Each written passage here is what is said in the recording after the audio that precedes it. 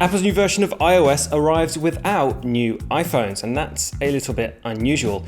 It also means there is nothing to distract from iOS 14. This is all about the software.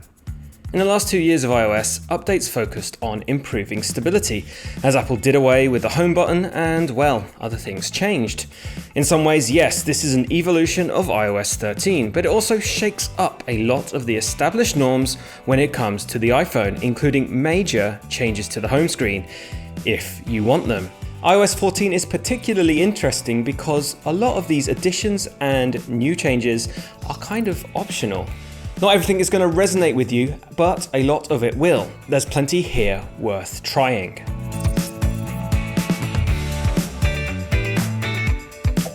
The iPhone home screen hasn't changed hugely since the original back in 2007. Rows of icons set in a grid. Sure, you could change the order, but heaven forfend if you wanted an icon to float alone. They stayed where they were, left aligned, uniform, and boring. Folders gave you some agency, but that was back in iOS 4. Now, if you use everything here that's new with iOS 14, your iPhone home screen will never look the same again. The new app library, kind of like Android's app drawer, stashes all your apps in an alphabetical list. Just keep swiping right to access it. Great. Better still, you can now nix apps from those traditional home screens. Sure, the app still exists on your phone, it's just not cluttering up your phone's display. If you long press on the app, there's a new option of moving it to the app library instead of just deleting it or hiding it in a folder. You can even banish app icons in bulk. One long press and you can edit away, unticking any home screens you don't need anymore. It all feels pretty liberating. That said, you could do none of this and your phone will behave as if it's still running iOS 13. iOS 14 also adds new shortcuts for finding the app you're looking for, creating its own categories in the app library to vaguely organize things.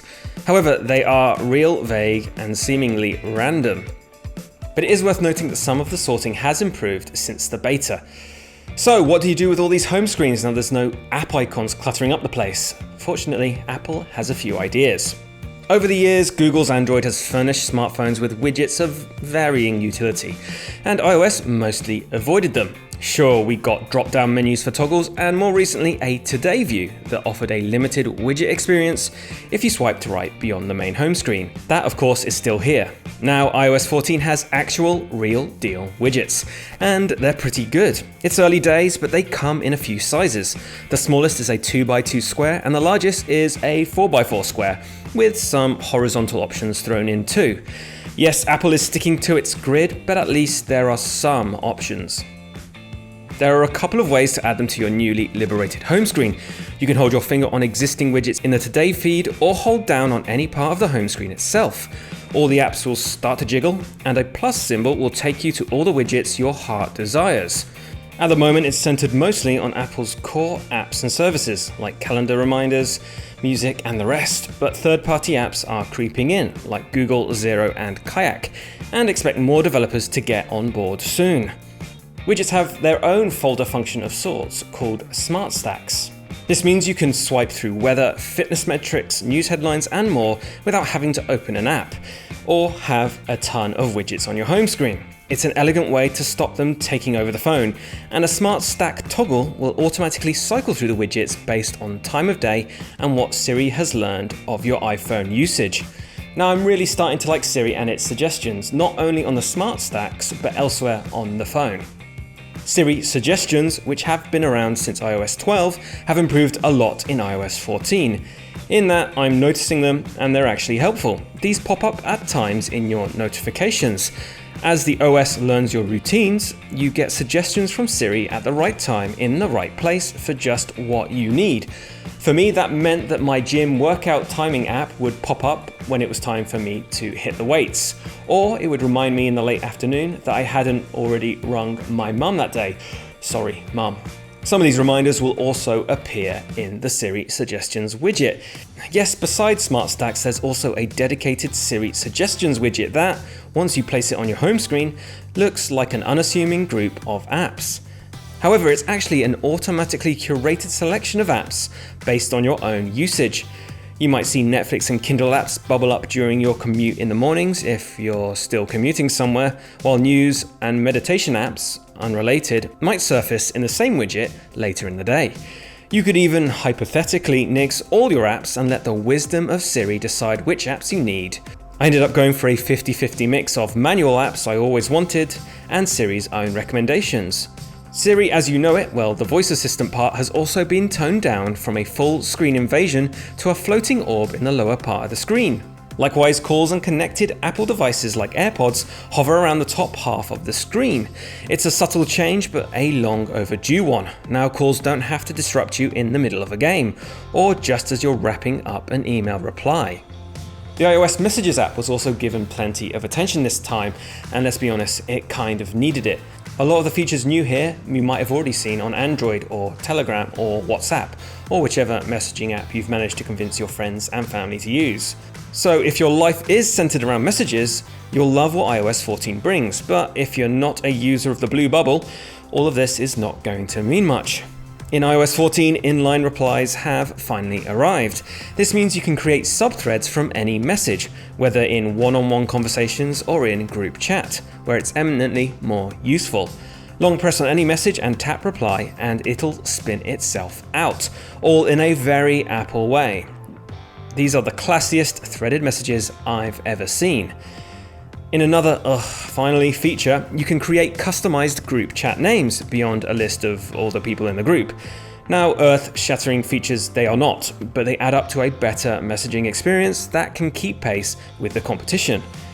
On that note, iOS 14 finally brings picture-in-picture video playback, a feature long coveted by iPhone users, and one that's been on Android phones for a while. Compatible apps so far include Apple TV, of course, FaceTime, Netflix, iTunes, and more, though I had issues getting it to work with Safari. Alas, picture-in-picture for YouTube is for premium subscribers only. These now floating videos can then be resized between two presets, made full screen again, or swept aside to the edge, allowing the audio to continue playing as you do something else. It's been a long time coming, but I'm glad to see the feature here. It particularly shines on some of the bigger iPhone models. A quiet but important update is the ability to set your own default web browser and email apps.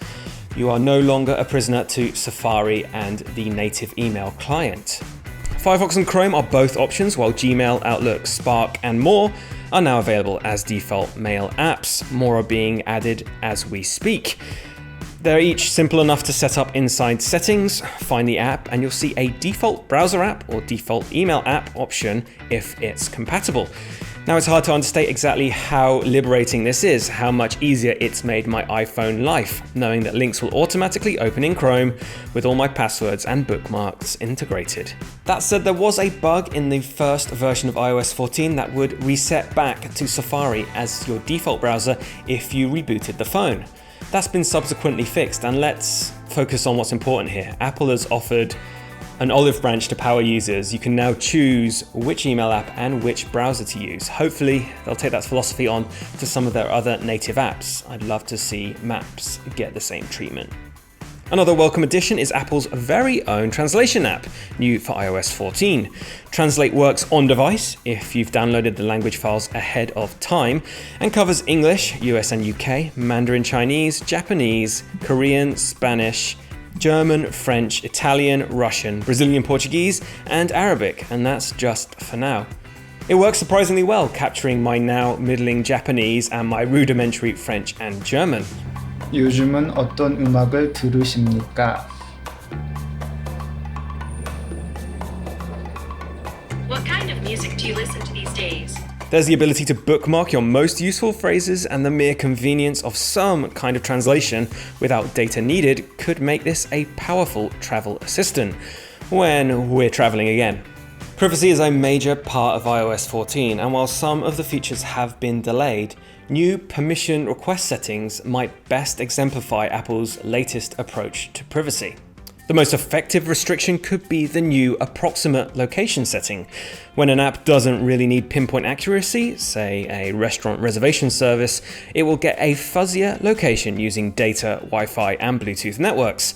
And whatever location setting you decide the first time around, it can be readjusted in each app's listing inside Settings. Now, there are always one or two features that are never a big part of Apple's presentation, press releases, or even the company's own Tips app. This time around, I think it's these pesky dots. Surprisingly, they're also about privacy. Floating next to your signal strength bar, you might occasionally spot an orange or green dot.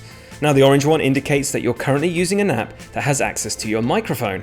You'll see it during any voice calls you make or when an app requires voice input. A green dot then means something is using your camera. You'll see it in FaceTime, Zoom, and Instagram, for instance. Report cards is what's been delayed. These were meant to track exactly which data and information your apps were taking from you when you used your iPhone. The feature is set to launch later this year, so we'll take a closer look when it does. For now, you can still access a privacy report for Safari. It'll tell you which sites are tapping into most web trackers and exactly which trackers Safari has blocked. Tap on the letters at the start of the address bar to open up your report, but naturally, if you decided to swap your default web browser, you'll miss out on this. Now, given the big presentation at WWDC earlier this year, you might be surprised that I don't have much to say about app clips. That's because I haven't used them, any of them. App clips are snippets of apps that have tiny file sizes and can be temporarily installed. They can be initialized through NFC, QR codes, or even locations on Apple Maps, or even links shared on iMessages. Now, in the US, you can order a sandwich from Panera Bread, but that's pretty much all you can do at this point. Expect to see plenty more app clips for major service apps where they make the most sense. For now, however, it's not a big deal. So iOS 14 may not be groundbreaking, but if you embrace the new widgets and reassess how you use apps, iOS 14 is certainly refreshing. Then there's the ability to shed Safari and your native email app if you want to. Hopefully, Apple expands on this and offers similar default app flexibility in the future. Apple's focus on privacy too is incredibly user-friendly and mostly easy to explain, putting the focus back on app developers to reconsider what data they're collecting from us. What's interesting is that you don't even have to actually embrace a lot of these changes. They coexist with the old way of using iOS. And you'll probably be happy to hear that iOS 14 is compatible with all iPhones since the iPhone 6s, including both of the iPhone SEs. Yes, 5-year-old iPhones are still getting extra functionality now. It's pretty impressive. There's a lot of changes to take in here, but most of them are worth your time. It's also time to get rid of that boring app grid. Read our full review at engadget.com and make sure to subscribe to our YouTube channel for even more reviews.